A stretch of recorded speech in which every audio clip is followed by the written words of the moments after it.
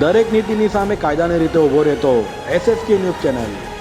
સુરતના સલાબતપુરામાં જૂના ઝઘડાની અદાવતમાં આધેડને માર મારતા હોસ્પિટલમાં સારવાર દરમિયાન મોત નીપજ્યું હોય આ મામલે સલાબતપુરા પોલીસે હત્યાનો ગુનો નોંધી પિતા પુત્ર સહિત 4 આરોપીઓની ધરપકડ કરી હતી। સુરતના સલાબતપુરા પોલીસ મથકની હદમાં હજુરી ચેમ્બર્સ પાસે આવેલ માસૂમ પીર દરગાહ નજીક જૂના ઝઘડાની અદાવતમાં મોહલ્લામાં રહેતા બે પરિવારો વચ્ચે ઝઘડો થયો હતો, જેના હનીફ હાંસોટી નામના ઈસમને ઢોરમાર મરાયો હતો અને સાથે ગળાના ભાગે પેચિયા જેવા કંઈક સાધન વડે હુમલો કરતા હોસ્પિટલે ખસેડાતા ત્યાં સારવાર દરમિયાન મોત નીપજ્યું હતું। બનાવને લઈ સલાબતપુરા પોલીસે હત્યાનો ગુનો નોંધી આરોપીઓ આરિફ શેખ, તેના પુત્ર વસીમ શેખ તથા રિઝવાન રફીક શેખ અને એઝાઝ રફીક શેખને ઝડપી પાડી સળિયા પાછળ ધકેલી દીધા છે। તારીખ 6 સપ્ટેમ્બર શુક્રવારના બપોરે 2:30 થી 3 વાગ્યાના સમયમાં આ જે બનાવ બનેલો છે એના ફરિયાદી જે છે મોહમ્મદ અઝીમ એ સલાબતપુરાના હજુરી ચેમ્બર માસૂમ પીર કબ્રસ્તાન ખાતે ગયા હતા અને ત્યાંથી બહાર નીકળી રહ્યા હતા ત્યારે આ જે બનાવના આરોપી છે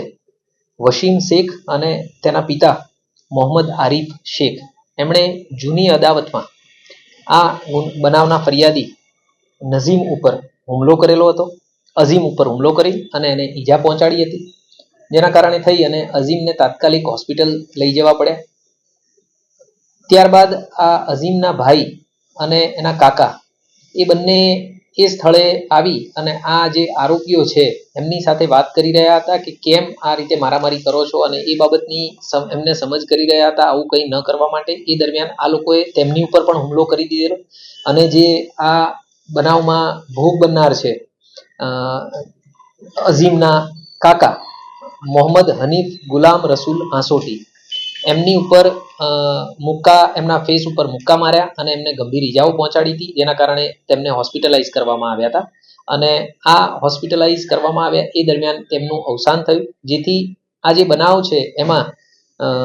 ભારતીય ન્યાય સંહિતાની કલમ 103(1), 189(2), 191(2), 190 અને 191(3) નો ઉમેરો કરવામાં આવેલો છે અને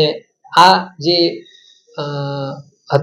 બનાવ બનેલો છે એના જે મુખ્ય આરોપીઓ છે એમાંથી આ વસીમ શેખ અને એના પિતા મોહમ્મદ આરિફ શેખ તથા રિઝવાન નૂર મોહમ્મદ શેખ અને મોહમ્મદ એઝાઝ રફીક નૂર મોહમ્મદ શેખ આ 4 આરોપીઓની અટક કરી લેવામાં આવેલી છે। એક આરોપી અત્યારે હાલ પકડવાના બાકી છે, એની અત્યારે હાલ પોલીસ તપાસ કરી રહી છે। આ જે બંને પક્ષો છે એ એક જ મોહલ્લામાં ખૂબ નજીક જ રહે છે અને 2-2.5 વર્ષ પહેલા પણ એમની વચ્ચે કોઈ બાબતે ઝઘડો થયેલો હતો એ હકીકત ધ્યાન પર આવેલી છે અને વધારે તપાસ અમારી ચાલુમાં છે। દરેક નીતિની સામે કાયદાની રીતે ઊભો રહેતો SSK ન્યૂઝ ચેનલ।